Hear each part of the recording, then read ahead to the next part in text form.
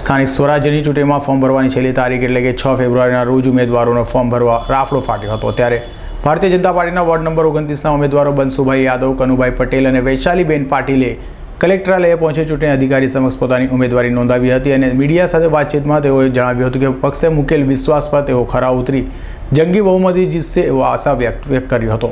મિત્રો, અત્યારે ward number 29ના Bharatiya Janata પાર્ટીના ઉમેદવાર આપણી સાથે છે, આપણે તેમને મળીએ। નમસ્કાર, આપનું નામ? કનુભાઈ પટેલ।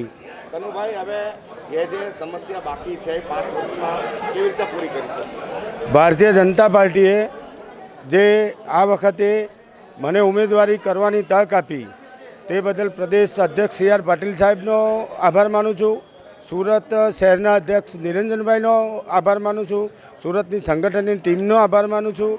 હવે જે અમારા સિટિંગ કોર્પોરેટરો ગયા વર્ષમાં જે આ વોર્ડમાં કામગીરી કરી હતી, જો પ્રજાને કોઈ ઘટતું હશે પ્રાથમિક સુવિધામાં ગટર, પાણી, ડ્રેનેજ, સફાઈ, આરોગ્યલક્ષી થોડો સ્લમ પોકેટ છે એટલે આરોગ્યલક્ષીનું ખૂબ કાળજી રાખવી પડે। જે સિટિંગ કોર્પોરેટરે જે કામગીરી કરી હોય એની પાસે અમે બેસીને નોટ લઈશું કે ભાઈ શું શું બાકી છે, કયા કેપિટલ કામો બજેટમાં મુકાયા છે, એનું પણ અમે માર્ગદર્શન લઈશું।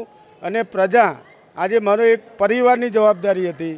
આજે 29 મત વિસ્તારની અંદર તમામ સમાજોના પરિવાર આજે મારા પરિવાર છે, એટલે જેમ મારા પરિવારનું પૂરતું ધ્યાન રાખવું એના કરતાં વિશેષ મારા 29 નંબરના વોર્ડના મારા જ પરિવારના મતદારોનું મારું ધ્યાન રાખવાનું ચોક્કસપણે હું 100% ધ્યાન રાખીશ। વોર્ડ નંબર 29ના બીજા એક મહિલા ઉમેદવાર છે, આપણે તેમને મળીએ। જી નમસ્કાર, આપનું નામ? વૈશાલી રાજેન્દ્ર પાટીલ। વૈશાલીબેન, હવે 5 વર્ષ શું કરશો તમે કામગીરી? તો જો લોકોની હરેક સમસ્યાનું સોલ્વ કરવાનું અમારું પ્રથમ રિસ્પોન્સ રહેશે અને બધાનું દુઃખ આપણું સમજીને સોલ્વ કરવાનું છે અમે। બીજા શું આપના સ્વપ્ન હશે આગળ વધવા માટે? આગળ તો જોઈએ, હવે આગળ જઈને મતલબ વર્ક સારું થશે તો આગળ 5 વર્ષમાં અમે પાછું આવશે। ફોર્મ ભરવા ઝાંસીની રાણી જેવું તમે આખું ગોઠવ્યું છે, તો એ જેમ કામ કર્યું એ પ્રકારના તમે એ તો સવાલ જ નથી। ઝાંસીની રાણી જેમ આવી છે એવું જ કામ કરવાનું છે અમને। नमस्कार सर, बंसु जुगरू यादव। मैं उत्तर भारतीय समाज से हूँ और भारतीय जनता पार्टी का परिवार हूँ और एक सदस्य के नाते मुझे चयनित किया गया है पार्टी में और हमें 29 नंबर वार्ड से चुना गया है एक प्रत्याशी के रूप में। इसके लिए मैं पार्टी का आभार व्यक्त करता हूँ। माननीय हमारे प्रदेश अध्यक्ष सांसद श्री सी आर पाटिल साहब, जिनके छत्र छाया में हम लोगों को यहाँ पे एक साथ उतारा गया है। हमारे पैनल में कन्नूभाई पटेल हैं जो गुजरात समाज से हैं, हमारी वैशाली बहन जो महाराष्ट्र समाज से हैं और हमारे साथ में हमारे परिवार जैसी सुधा बहन जो हमारी वडील हैं वो ब्राह्मण समाज से हैं।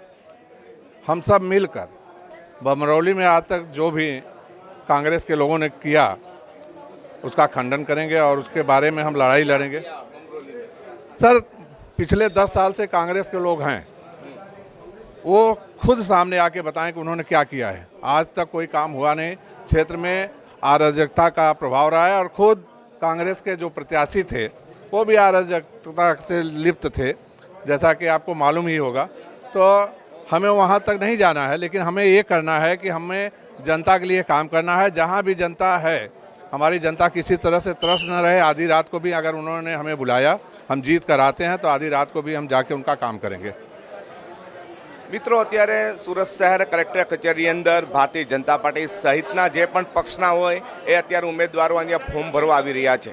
તેઓની એક આકાંક્ષા છે, તેઓ કહી રહ્યા છે કે જે પણ અન્ય પક્ષોએ કામ નથી કર્યું તે અમે કરી બતાવીશું, પરંતુ આવનારો સમય બતાવશે કે કેવા કામ કરશે। જે 25 ચેનલ માટે હું પ્રકાશવાળા વિદ્યાર્થી પ્રજાપતિ સાથે કલેક્ટર કચેરી સુરત।